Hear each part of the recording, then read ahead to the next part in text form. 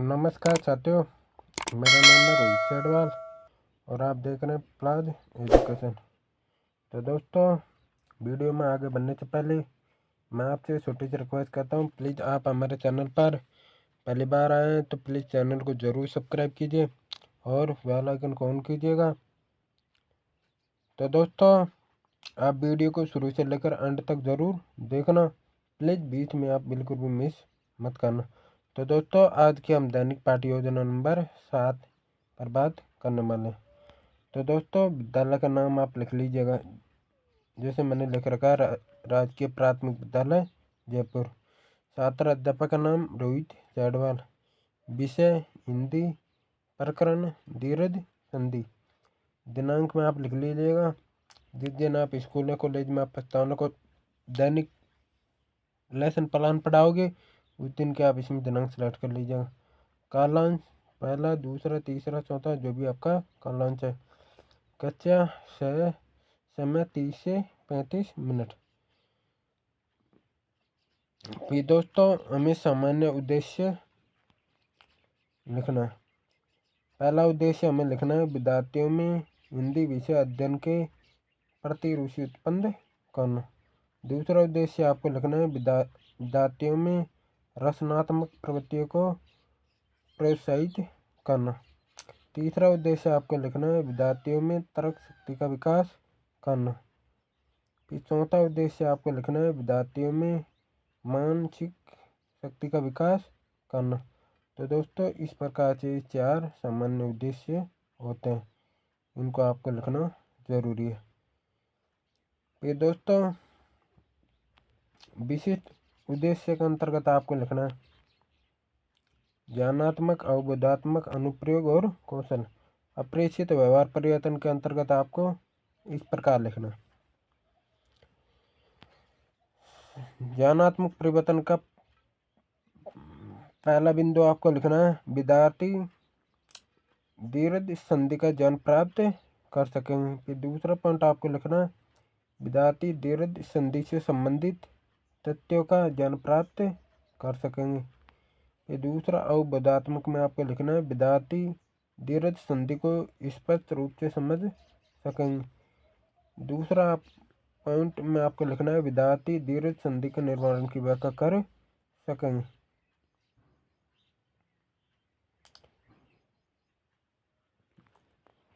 ये तीसरा में आपको लिखना है अनुप्रयोग। अनुप्रयोग में पहला पॉइंट आपको लिखना है विद्यार्थी दीर्घ संधि के कार्यों का विश्लेषण कर सकेंगे। फिर दूसरा पॉइंट आपको लिखना है विद्यार्थी दीर्घ संधि से संबंधित तथ्यों का प्रत्यास्मरण कर सकेंगे। फिर कौशल में आपको पहला पॉइंट लिखना है विद्यार्थी दीर्घ संधि को जानने में दक्षता प्राप्त कर सकेंगे। दूसरा पॉइंट आपको लिखना है कौशल में विद्यार्थी दीर्घ संधि के स्वरूप को मॉडल चार्ट द्वारा प्रस्तुत कर सकेंगे। अभिरुचि का पहला पॉइंट आपको लिखना है विद्यार्थी दीर्घ संधि के कार्यों की जानकारी हेतु प्रश्न पूछेंगे। फिर दूसरा पॉइंट आपको लिखना है विद्यार्थी दीर्घ संधि के निर्माण के बारे में अधिक से अधिक जानने का प्रयास करेंगे। फिर अभिवर्ती का पहला पॉइंट आपको लिखना है विद्यार्थी दीर्घ संधि के कार्यों के बारे में अपनी भावना प्रकट कर सकेंगे। फिर दूसरा पॉइंट आपको लिखना है विद्यार्थी दीर्घ संधि के निर्माण प्रक्रिया के संबंध में सकारात्मक दृष्टिकोण अपना सकेंगे। फिर सहायक सामग्री में आपको लिखना है श्यामपट, चौक, दस्तर, संकेतक आदि। शिक्षण विधि में आपको लिखना है व्याकरण विधि।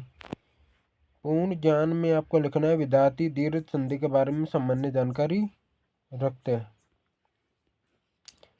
फिर आपको प्रस्तावना प्रश्न वस्तु से पूछना है। क्रम संख्या के अंतर्गत हम प्रश्नों की क्रम संख्या लिख देंगे। छात्र अध्यापक क्रिया के अंतर्गत हम प्रश्न लिख देंगे और विद्यार्थी क्रिया के अंतर्गत हम उत्तर लिख देंगे। पहला प्रश्न हम बच्चों से पूछेंगे प्रस्तुत चार्ट किससे संबंधित है, तो बच्चा बताएगा संधि से। दूसरा प्रश्न हम बच्चों से पूछेंगे संधि के कितने भेद होते हैं, तो बच्चा बताएगा 3। तीसरा प्रश्न हम बच्चों से पूछेंगे संधि के भेदों के नाम बताइए, तो बच्चा बताएगा स्वर, व्यंजन व विसर्ग। चौथा प्रश्न हम बच्चों से पूछेंगे स्वर संधि के 5 भेदों के नाम बताइए। तो बच्चा बताएगा दीर्घ, वर्धी, गुण, गण आदि। फिर 5वां प्रश्न बच्चों से पूछेंगे दीर्घ संधि के बारे में आप क्या जानते हैं। तो दोस्तों कोई भी बच्चा इसके बारे में जवाब नहीं दे पाएगा, सारे बच्चे मौन रहेंगे तो प्रश्न क्या हो जाएगा समस्यात्मक। किसके लिए, बच्चों के लिए।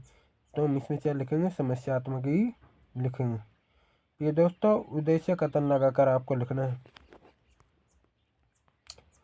अच्छा तो विद्यार्थियों आज हम दीर्घ संधि के बारे में विस्तार पूर्वक अध्ययन करेंगे। क्या करेंगे, अध्ययन किसके बारे में, दीर्घ संधि के बारे में। तो दोस्तों फिर हम पाठ का प्रस्तुतिकरण करेंगे। शिक्षण बिंदु के अंतर्गत हम शिक्षण बिंदु लिख देंगे। छात्र अध्यापक क्रिया के अंतर्गत जो क्रिया छात्र अध्यापक करेगा उस क्रिया को हम छात्र अध्यापक क्रिया के अंतर्गत लिख देंगे। जो क्रिया विद्यार्थी करेगा उस क्रिया को हम विद्यार्थी क्रिया के अंतर्गत लिख देंगे और श्यामपट कार्य को श्यामपट के अंतर्गत लिख देंगे। पहला शिक्षण बिंदु है विशेषण राम विद्यालय जाता है। राम विद्यालय जाता है, तो इसमें छात्र अध्यापक क्रिया करेगा। प्रस्तुत वाक्य में रेखांकित शब्द कौन सा है। तो बच्चा बताएगा विद्यालय। क्या बताएगा, विद्यालय। और विद्यालय का संधि विशेष क्या होगा, विद्या प्लस आल्य, विद्या प्लस आल्य। फिर दूसरा विद्यालय शब्द का संधि विशेष कीजिए, विद्या प्लस आल्य, विद्या प्लस आल्य। फिर तीसरा प्रश्न हम बच्चे पूछेंगे प्रथम पद कौन सा है। तो बच्चा बताएगा विद्या। दूसरा हम पूछेंगे द्वितीय पद कौन सा है। तो इसमें बच्चा बताएगा आल्य। तो बताएगा आल्य।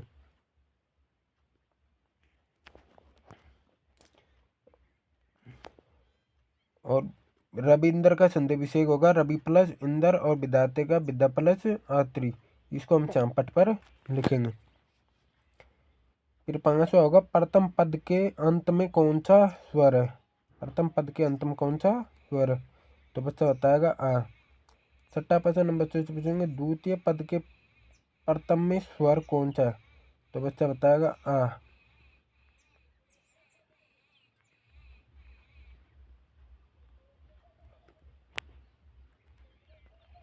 फिर 7वां में हम पूछेंगे दोनों पदों का संकुचित स्वर कौन सा है।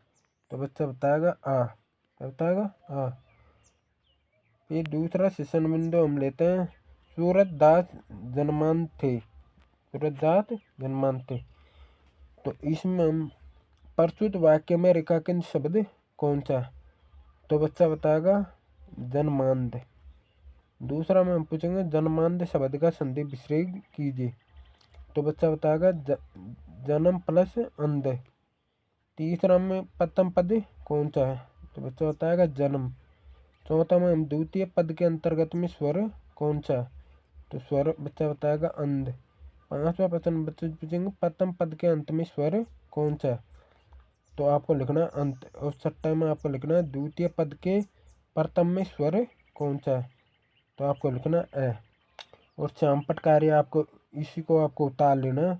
इसको श्यामपट पर लिखना है। प्रथम पद ये हो जाएंगे, सेकंड पद और संकुचित पद इस प्रकार आपको उतार लेना।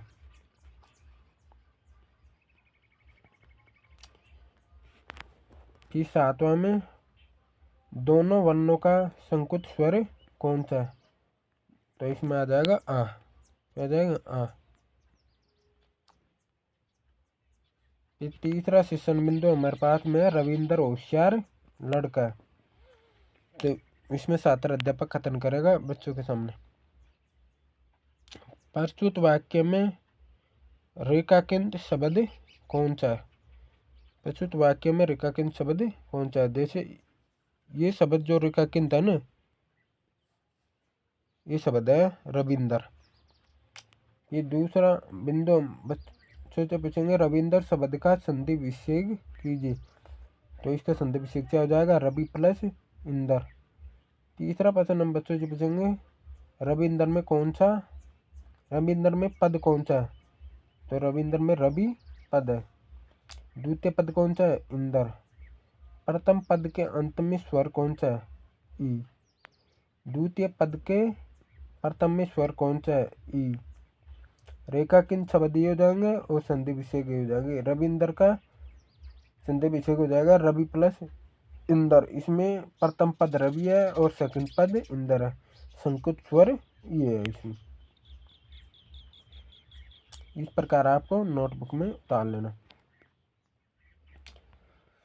सातवां में हम लिखेंगे दोनों वर्णों का संकुच स्वर कौन सा है? तो बच्चा बताएगा ई। फिर संश्लेषण, फिर हम इनका संश्लेषण करेंगे। छात्र अध्यापक कथन। हिमालय शब्द को आधार बनाते हुए स्पष्ट कीजिए कि दीर्घ संधि किसे कहते हैं। फिर जब बच्चा बताएगा जब दो समान स्वर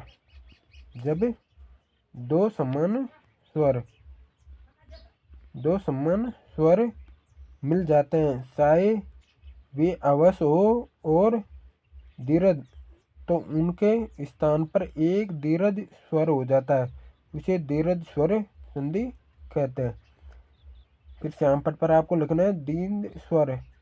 जब दो समान स्वर मिल जाते हैं, चाहे वे अस्वर हो और दीर्घ स्वर हो, उनके स्थान पर एक दीर्घ स्वर हो जाता है, उसे दीर्घ स्वर कहते हैं। इस प्रकार आपके श्याम पट पर लिखना। फिर हमें पुनरावृत्ति प्रश्न बच्चों को करवाना। पहला प्रश्न हमें बच्चों से पूछना है दो वर्णों के मेल को क्या कहते हैं। दूसरा प्रश्न हम बच्चों से पूछेंगे कपीस का संधि विषेक क्या होगा। तीसरा हम रविंद्र शब्द का संधि विषेक कीजिए। चौथा प्रश्न हम बच्चों से पूछेंगे बद्धा प्लस आले की संधि कीजिए। और फिर हम बच्चों को एक गृह कार्य दे देंगे, दीर्घ संधि की परिभाषा बताते हुए कोई 3 उदाहरण दीजिए। तो दोस्तों ये थी हमारी दीर्घ संधि के बारे में दैनिक पाठ योजना।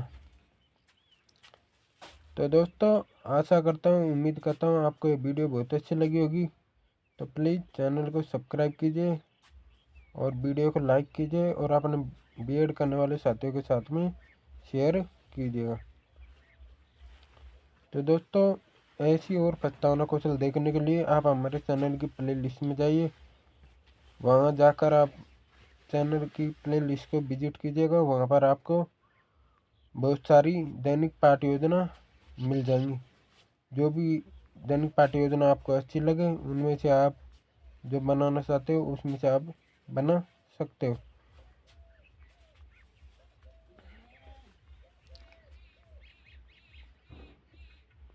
तो दोस्तों आशा करता हूँ, उम्मीद करता हूँ आपको ये दैनिक पाठ योजना बहुत अच्छी लगी होगी। तो प्लीज़ चैनल को सब्सक्राइब कीजिए और बेल आइकन को ऑन कीजिए ताकि आने वाली नोटिफिकेशन आप तक पहुँचते रहे। तो दोस्तों जब तक के लिए जय हिंद, जय भारत।